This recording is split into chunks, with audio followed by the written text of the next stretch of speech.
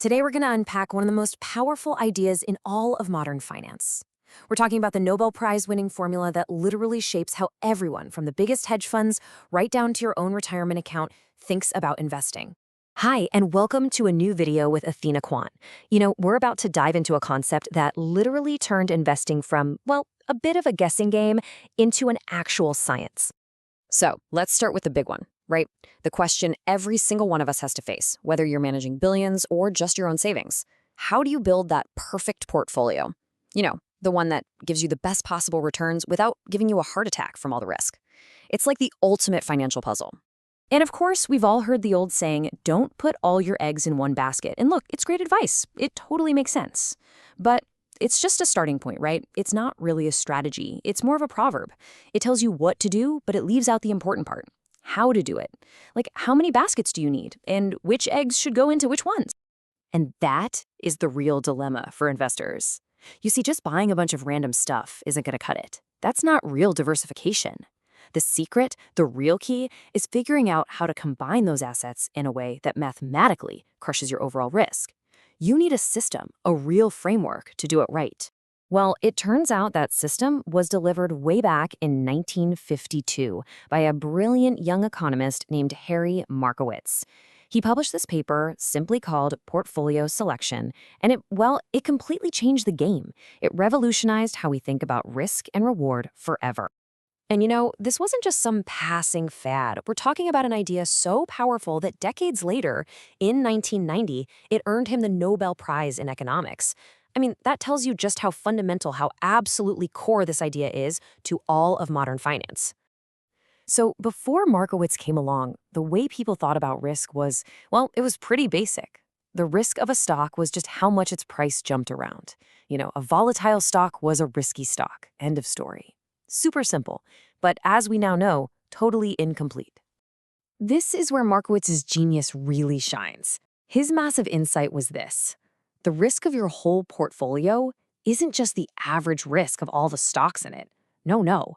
He proved that the real risk is all about how those assets move together, or what the quants call correlation. And that changes everything. Okay, now you're going to see a formula with some Greek letters. Don't panic. You do not need to solve this, I promise. All you need to know is that this little equation is the engine that does all the heavy lifting.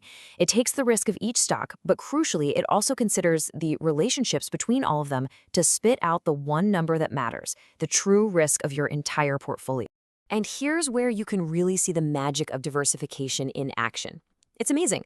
Look, say you have two stocks, and each one has a 20% risk level. Now, your first thought might be, okay, I'll combine them 50-50, and my risk will be 20%, right? Wrong. Because they don't move in perfect sync, combining them can slash the portfolio's risk in half, down to 10%. Think about that. Same ingredients, but way less risk. That, my friends, is the power of correlation.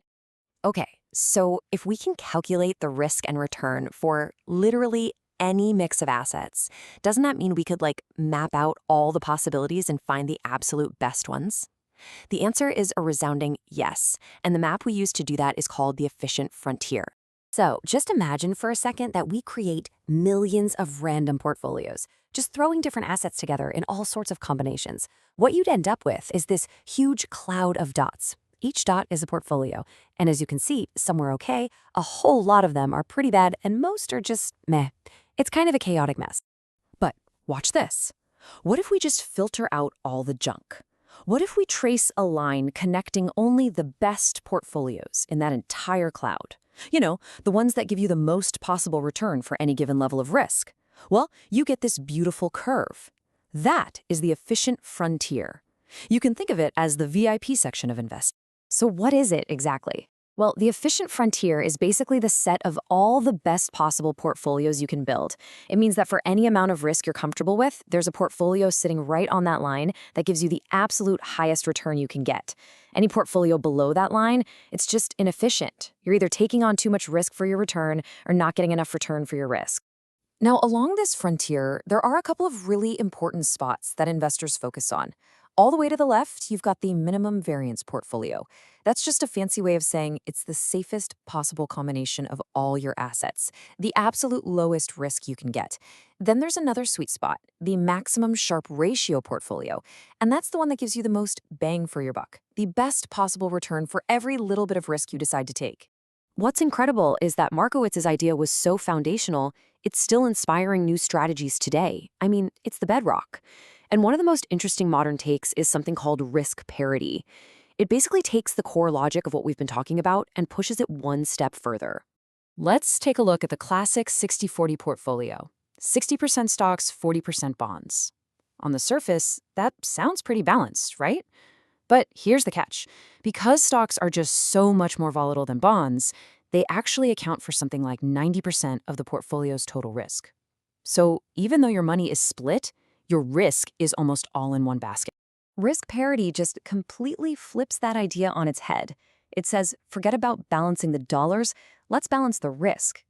The whole goal is to build a portfolio where every single asset class, whether it's stocks, bonds, gold, real estate, is contributing an equal slice to the total risk pie. Now that's balance. So the crucial point here is that risk parity is all about allocating your capital to equalize the risk contribution from each asset.